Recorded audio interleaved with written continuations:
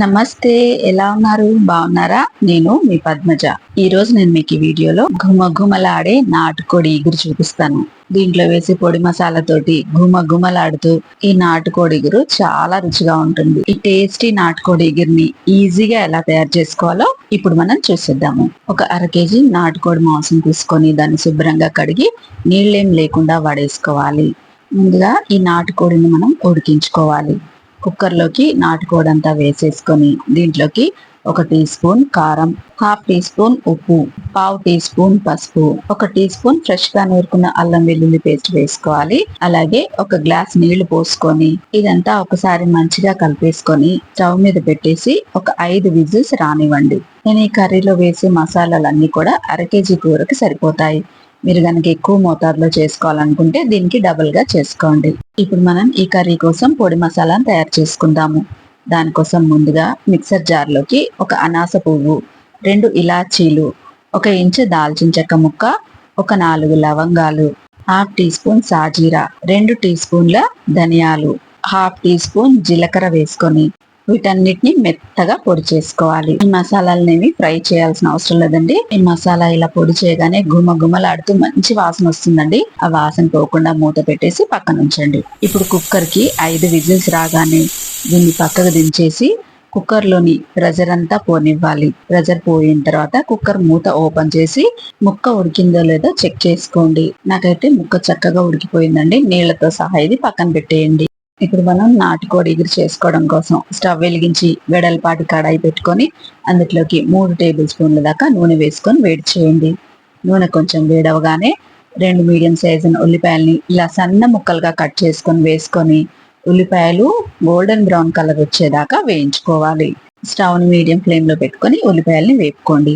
ఒక 3-4 నిమిషాలకు చూడండి ఉల్లిపాయలు ఇలా గోల్డెన్ బ్రౌన్ కలర్ రాగానే ఇప్పుడు మనం ఇందులోకి ఇంకొక హాఫ్ టీ స్పూన్ అల్లం వెల్లుల్లి పేస్ట్ వేసుకుందాము.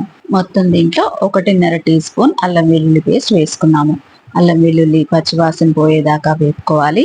ఇది ఇలా వేగిపోగానే ఇప్పుడు ఇందులోకి నీళ్లతో సహా నాటుకోడి ముక్కలు మొత్తాన్ని వేసేసుకోవాలి. ఇలా వేసుకున్న తర్వాత స్టవ్ ని హై ఫ్లేమ్ లో పెట్టుకొని ఇందులోని నీళ్లు కొంచెం దగ్గర పడేదాకా కలుపుతూ ఉడికించాలి. ఇది ఉడకడానికి 5 నిమిషాలు టైం పడుతుంది. ఒక 5 నిమిషాలకు చూడండి నీళ్ళన్నీ ఇలా దగ్గర పడ్డాయి కదా. ఇప్పుడు మనం ఒకసారి ఉప్పుని కారాన్ని చెక్ చేసుకొని కూరకు సరిపడా ఉప్పుని కారాన్ని అడ్జస్ట్ చేసుకోవాలి. దీంట్లోకి నేను ఇంకొక హాఫ్ టీ స్పూన్ ఉప్పు అలాగే ఇంకొక టీ స్పూన్ కారం వేసుకొని మనం ముందు గ్రైండ్ చేసి పెట్టుకున్న మసాలా పొడి కూడా అంతా వేసేసుకొని ఇదంతా బాగా కలిసేలాగా మంచిగా కలుపుకోవాలి. ఇప్పుడు స్టవ్ ని లో ఫ్లేమ్ లో పెట్టుకొని ఒక 2 నిమిషాలు ఈ మసాలా పొడిలోని పచ్చివాసన పోయేదాకా వేపుకోవాలి. చూడండి ముక్క కూడా ఎంత మెత్తగా ఉడికిందో, అలాగే చాలా జ్యూసీగా కూడా ఉంది. ఇలా 2 నిమిషాలు వేపేసుకున్న తర్వాత ఇప్పుడు మనం ఇందులోకి 2 రెమ్మల కరివేపాకు, ఒక 4-5 పచ్చిమిర్చి వేసుకొని ఇదంతా మంచిగా కలిసేలాగా కలిపేసుకోవాలి. కలిపేసుకొని మూత పెట్టేసి 1 నిమిషం పాటు ఈ ఇగురిని మగ్గనివ్వాలి. కరివేపాకు ఫ్లేవర్ ఈ ఇగురులో చాలా బాగుంటుంది. తప్పకుండా వేసుకోండి. 1 నిమిషం తర్వాత మూత తీసామంటే గుమలాడుతూ మన నాటుకోడి ఇగురు రెడీ అయిపోయింది. ఇప్పుడు ఇంకా ఇదంతా ఒక్కసారి కలిపేసి పైనుంచి సన్నగా తరిగిన కొత్తిమీర వేసుకొని ఒక్కసారి ఇదంతా కలిసేలాగా కలిపేసుకొని స్టవ్ ఆఫ్ చేసేసి పక్కకు దించేసుకున్నామంటే మన నాటుకోడి ఇగురు రెడీ అయిపోయినట్టే. చూడండి చూస్తుంటే నోట్లో నీళ్ళు వస్తున్నాయి కదా. చూసారు కదండి నాటుకోడి ఇగురు చేసుకోవడం ఎంత ఈజీనో.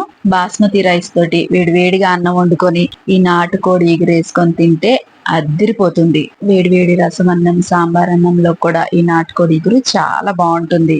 ఈజీ ఇంకా టేస్టీగా ఉండే ఈ నాటుకోడి ఇగురు రెసిపీని ఈ వీకెండ్ కి మీరు ఒకసారి తప్పకుండా ట్రై చేయండి. ఈ వీడియో కనుక మీకు నచ్చినట్టయితే లైక్ చేయండి, షేర్ చేయండి, కామెంట్ చేయండి. ఇలాంటి మరిన్ని మంచి రెసిపీస్ కోసం నా ఛానల్ ని సబ్స్క్రైబ్ చేసుకోండి. మరో మంచి రెసిపీతో మళ్ళీ కలుసుకుందాం. అంతవరకు సెలవు. నమస్తే.